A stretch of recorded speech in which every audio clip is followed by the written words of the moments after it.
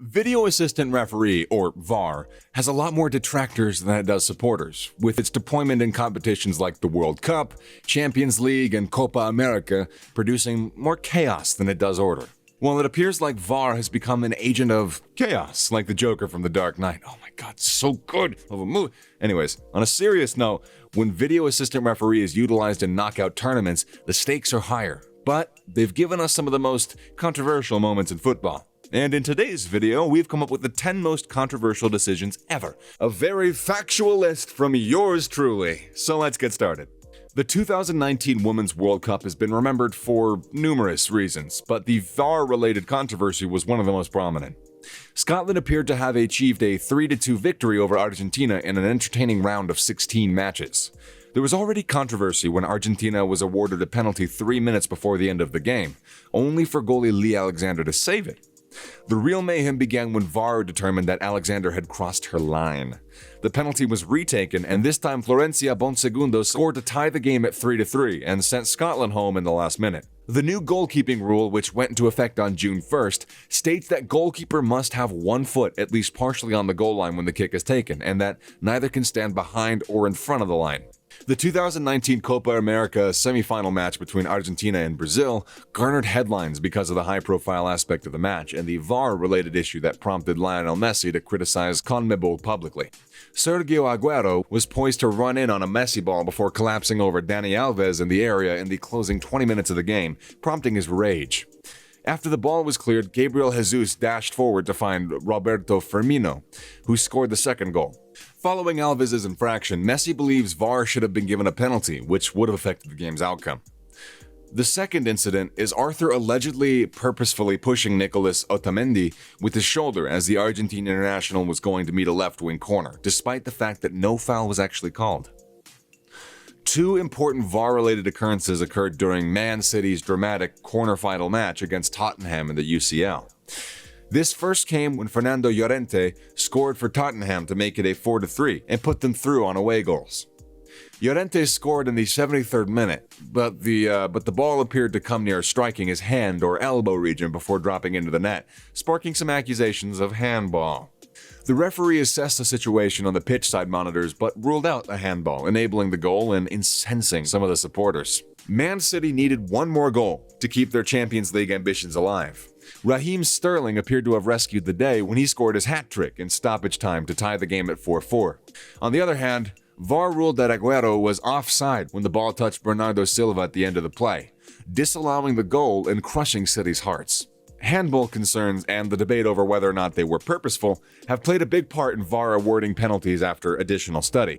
Paris Saint-Champions Germain's League last 16 match against Manchester United was marred by confusion and controversy when Diogo Dalot put a ball in the box in the 89th minute, and his team frantically sought a last-minute goal at the Parc des Princes to keep their quarter-final dreams alive. Dalot's pass definitely touched Presnel Kimpembe of PSG in the box, but VAR was to determine if his movement to stop the ball was purposeful. The ball was likely sailing high of the goal otherwise. The penalty was handed to Manchester United, much to the surprise of the PSG team, as well as Neymar, who was watching from the seats. And Marcus Rashford dutifully converted it in the final minutes of stoppage time to put the Red Devils through to the last 8. And right after this match, Neymar took to Instagram and called this event a disgrace.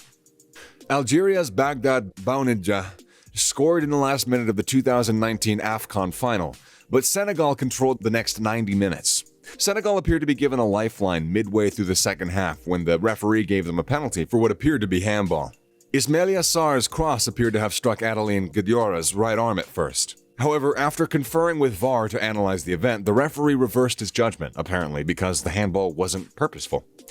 Sadio Mane and his teammates were unable to equalize in the last minutes, succumbing 1-0 to Algeria, the African champions. Real Madrid versus Ajax was one of the most memorable UCL clashes of the 2018-19 season, with the Dutch team knocking out the 13-time European champions in the round of 16. Though Ajax dominated the two legs and won the tie 5-3 on average, there were times when it appeared like VAR decisions might eventually favor Los Blancos, particularly after Dusan Tariq put Ajax up 3-0 on the Bernabeu.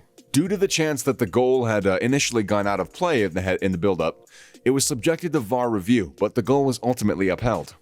The fact that a VAR mechanism was used at all sparked concerns, with some worried about how far back in a game VAR might be used. If one of the most common accusations of VAR is that it takes up too long, to deliberate, too much time to deliberate, disturbing the game's flow, its inefficiency peaked in a Bundesliga match between Mainz and Freiburg in 2018.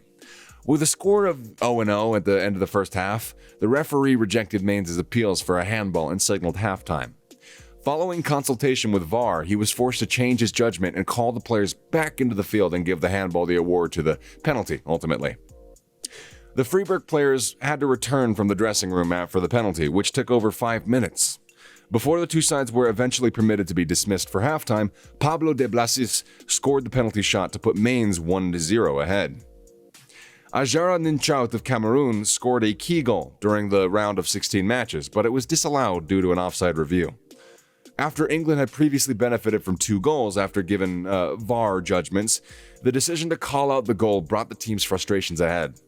According to VAR reviews, Cameroon was off by a back foot, but it didn't stop the players from swarming around the referee and refusing to continue the game for several minutes. The decision to take away the goal left Ninchout in tears. "I have no sympathy for Cameroon. The rules are the rules." Ellen White was onside, their goal was offside. When Cristiano Ronaldo's team was granted a penalty in the second half of their Group B match against Iran, both he and VAR grabbed headlines throughout the world. When Ronaldo fell down during a clumsy challenge by Morteza Porliganji, the referee first gave no penalty, but after VAR consultation, he awarded Portugal the penalty. On the other hand, Ronaldo missed his spot kick and was later the subject of a VAR review after swinging an arm at Porliganji, only to be given a yellow card. VAR gave Iran a dubious penalty in stoppage time for a pretty severe handball against Cedric Soares. Karim Ansarifard equalized from the penalty spot, but Portugal has already done enough to go to knockout stages. In 2017, VAR was utilized extensively at the Series A match between Genoa and Juventus, with Gianluigi Buffon criticizing the system's implementation. Despite attacker Andrzej Galabinov being offside before being fouled by defender Daniel Rugani, Genoa was controversially given a penalty against Juventus. Juventus was behind 2-0, although eventually winning 4-2. However, the decision to give the penalty had a significant impact on the game's outcome. So, these were the 10 most controversial decisions in football. Which one of these made y'all go crazy while supporting your favorite team? Let us know about that in the comment section below. And so guys, here we've reached the end of the video, and I really, really hope you guys watching it, because if you didn't, then what's the point? What did I just spend my time doing?